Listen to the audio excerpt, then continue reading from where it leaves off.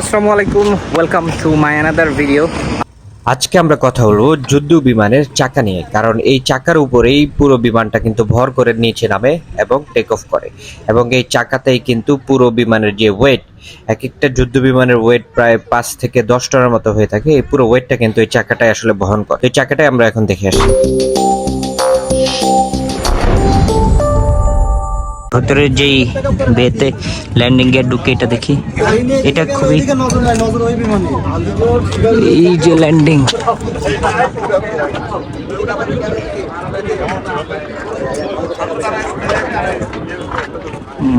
এগুলো সব হাইড্রোলিক।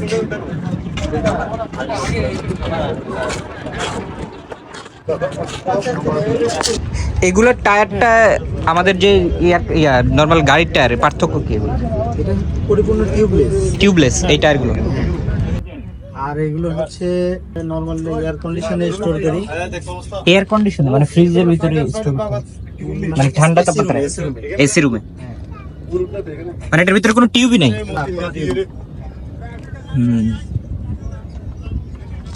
এগুলো কি ওর ব্রেক ডিস্ক? ব্রেক ডিস্ক দেখা যাচ্ছে না, ভিতরে আছে। ভিতরে ওই যে এই পাশে হাইড্রোলিক না? হাইড্রোলিক। এগুলো হচ্ছে টায়ার প্রেসার। লেখাই আছে না এই যে টায়ার প্রেসার এত কেজি। এগুলার এমনি কিরকম প্রাইস হয়? এগুলা আইডিয়া আছে? প্রাইস বুঝতে পারছি। মানে বেশি লোড নিতে পারে এই চাকাগুলো। ওই যে লোড দেখেন, লেখা আছে দেখেন, ওই যে 600 কেজি প্লাস নিতে পারে। ওভার, হ্যাঁ 5600 কেজি পর্যন্ত লোড নিতে পারে। 5600 কেজি, বুঝতে পারছি। মানে ল্যান্ড করার সময়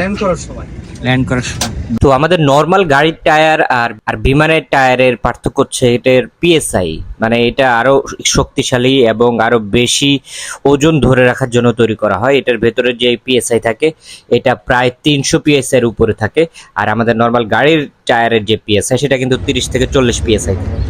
আর এটাতে আরেকটা মজার বিষয় সেটা হচ্ছে এই বিমানের চাকায় কিন্তু আমরা ইনফ্লেটের জন্য নাইট্রোজেন গ্যাস ইউজ করি।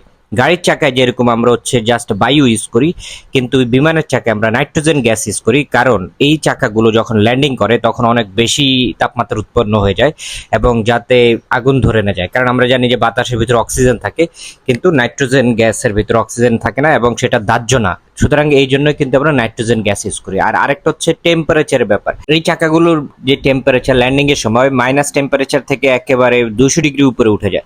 তো এরকম টেম্পারেচার হঠাৎ করে চেঞ্জ হয়ে যাওয়ার কারণে কিন্তু বায়ুর যে পরিবর্তন সেটা কিন্তু হয়।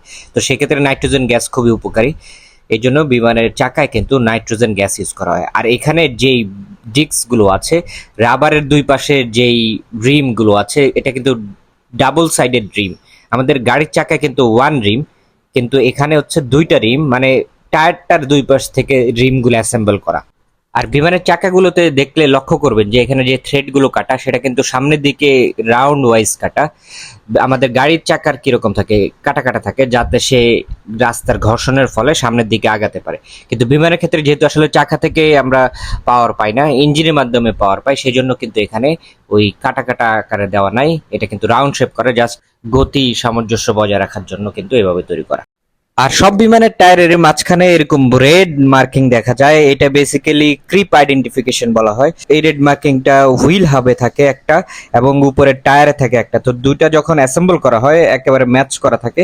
কোনো কারণে যদি কোনো ক্রিপ বা কোনো কারণের বেশি প্রেশারের পরে যদি এগুলো চেঞ্জ হয়ে যায়, এটা কিন্তু ডিফ্লেক্ট হয়ে যাবে। তখন কিন্তু ইজিলি বাইরে থেকে বোঝা যাবে যে টায়ারটার সাথে যেই হুইল হাবটা আছে সেটা চেঞ্জ হয়ে যাচ্ছে বা ভেঙে গেছে ভিতরে, বা একটু ক্রিপ দেখা যাচ্ছে। তো এটা বেসিক্যালি প্রি ফ্লাইটে চেক করা হয় এবং ইজিলি আইডেন্টিফিকেশনের জন্য এটা ইউজ করা হয়।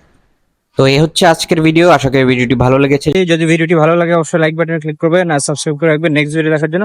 তো ভিডিওটি সবাই ভালো থাকবেন, সুস্থ থাকবেন। আল্লাহ হাফেজ।